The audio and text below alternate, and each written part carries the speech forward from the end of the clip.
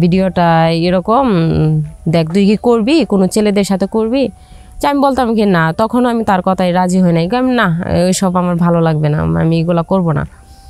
তো একদিন 2 দিন 3 দিন এভাবে মানে আমার বান্ধবী মুক্তা প্রায় আর কি আমার কাছে আসতো, আয়শা সানি লিওনের বিভিন্ন ধরনের ভিডিও দেখায় আমাকে উত্তেজনা করতো। মানে আমিও তখন আর কি নিজেকে আর আটকাইতে পারি নাই।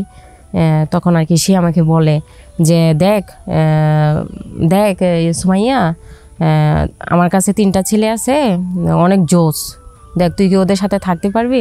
মানে আমার তো তখন মানে আমার বুঝতেই তো পারছেন যে আমার সেক্স যেহেতু উঠছে, উত্তেজনায় আমি তখন বলছি হ্যাঁ হ্যাঁ পাঠাই দে, আমি এখন আর থাকতে পারতেছি না। তখন আর কি ছেলে আসতো, মানে তাদের সাথে আমি সেক্স করতাম। এভাবে আর কি অনেক ছেলেদের সাথে আর কি আমি সেক্স করছি। সেক্স করার পর যে আমি তো জানতাম না আমার বান্ধবী মুক্তা সে আমার সাথে মানে প্রতারণা করতেছে, সে আমাকে টকাইতেছে। মানে সে আমি জানতাম যে সে শুধু আমাকে সেক্স করাইতেছে আমার ভালোর জন্য, যেহেতু আমার স্বামী বাহিরে থাকে, আমি একাকিত্ব মানে একা থাকি, আমার শারীরিক চাহিদার জন্য সে হয়তো এই জিনিসটি ভালো করতেছে, যে আমার বান্ধবী তো কখনো আমার খারাপ চাইবে না। হঠাৎ দেখি যে একটা ছেলে আসলো মানে আমার সাথে সেক্স করার জন্য। তখন আমার সাথে সে বলতেছে কি যে দেখো সুমাইয়া, আমি তোমার সাথে 5 বার লাগাবো। আমি তখন বললাম 5 বার লাগাবো মানে কি, আমি তো একবার বেশি তো কাজ করি না। পরে বলতেছে কাজ করো না মানে কি সুমাইয়া, তোমার বান্ধবী মুক্তা আমার কাছ থেকে 5,000 টাকা নিছে, 5,000 টাকা নিছে, সেজন্য আমি তোমাকে 5 বার লাগাবো। তখন মানে ওই লোকটার কাছ থেকে কথাটা শোনার পর আমি অনেক হার্ট হই। আসসালামু আলাইকুম প্রিয় দর্শক বন্ধুরা, আশা করি আপনারা ভালো আছেন। আমি আজকে আপনাদেরকে আমার জীবনে ঘটে যাওয়া একটা ঘটনা তুলে ধরব। আশা করি আপনারা আমার গল্পটা মনোযোগ সহকারে শুনবেন। তো আমার নাম মনিকা, আমার গ্রামের বাড়ি টাঙ্গাইল। আমি টাঙ্গাইল থেকেই লেখাপড়া শেষ করেছি। তো আমার একটা ভালো বেস্ট ফ্রেন্ড ছিল, তার নাম মুক্তা ছিল। তো আমরা খুব ভালো একটা বান্ধবী ছিলাম, আমরা একে অপরের সাথে সব কিছু বিষয় নিয়ে শেয়ার করতাম। মানে বলতে গেলে বোঝা যায় যে আমার আর মুক্তার মধ্যে অনেক ভালো বোনের মতোই সম্পর্কটা ছিল। সে আমাকে সব কিছু বলতো, সে যখন কারোর সাথে সম্পর্ক করতো সেটাও আমাকে বলতো, কিন্তু আমি কখনো কারোর সাথে ওই রকমভাবে সম্পর্কে জড়াই নাই। আর আমি যখন কলেজ শেষ করি তখন আর কি আমার বাবা আর কি আমার বিয়ের জন্য ছেলে তো আমার বাবা আর কি ছেলে আর কি বিদেশে থাকে, তো ওইরকম ছেলে দেখে আর কি আমাকে বিয়ে দিছে। তো কাজের ক্ষেত্রে দেখা যায় যে আমার স্বামী আমাকে বিয়ে করার 3 মাস পর আর কি উনি চলে গেছে, বিদেশে চলে গেছে।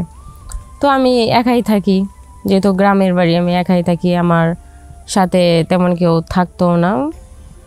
আমার বান্ধবী আর কি প্রায়ই আর কি মুক্তা, ও আর কি আমার বাসায় আসতো, ও আমার কাছে আর কি অনেক বিষয় নিয়ে কথা বলতো, ছেলেদের বিষয় নিয়ে, যে দেখ বান্ধবী এরকম করবি, তোর তো জামাই নেই, তোর তো জামাই বিদেশে আছে, তো থাক না তুই।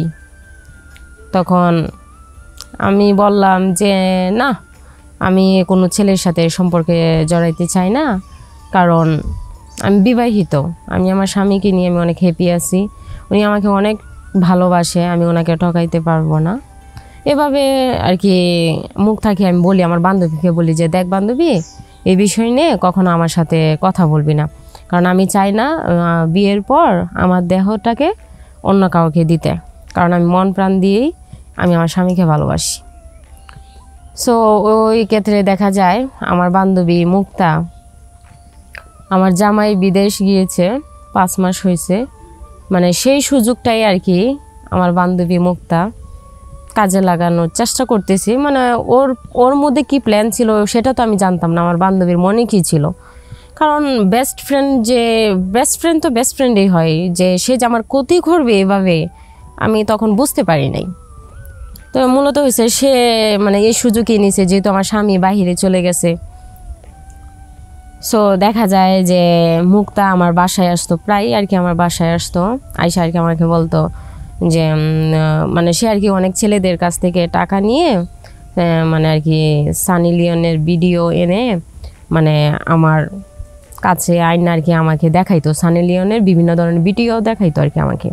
দেখানোর পরে যে মানে আমাকে সে বলতো যে দেখ ভিডিওটা এরকম, দেখ তুই কি করবি, কোনো ছেলেদের সাথে করবি? যে আমি বলতাম কি না, তখনও আমি তার কথায় রাজি হই নাই, আমি না ওইসব আমার ভালো লাগবে না, আমি এগুলো করব না। তো 1 দিন 2 দিন 3 দিন এভাবে মানে আমার বান্ধবী মুক্তা প্রায় আর কি আমার কাছে আসতো, আয়শা সানি লিওনের বিভিন্ন ধরনের ভিডিও দেখায় আমাকে উত্তেজনা করতো। মানে আমিও তখন আর কি নিজেকে আর আটকাইতে পারি নাই। তখন আর কি সে আমাকে বলে যে দেখ দেখ সুমাইয়া, আমার কাছে 3টা ছেলে আছে, অনেক জোস, দেখ তুই কি ওদের সাথে থাকতে পারবি? মানে আমার তো তখন মানে আমার বুঝতেই তো পারছেন যে আমার সেক্স যেহেতু উঠছে, উত্তেজনায় আমি তখন বলছি হ্যাঁ হ্যাঁ পাঠাই দে, আমি এখন আর থাকতে পারতেছি না।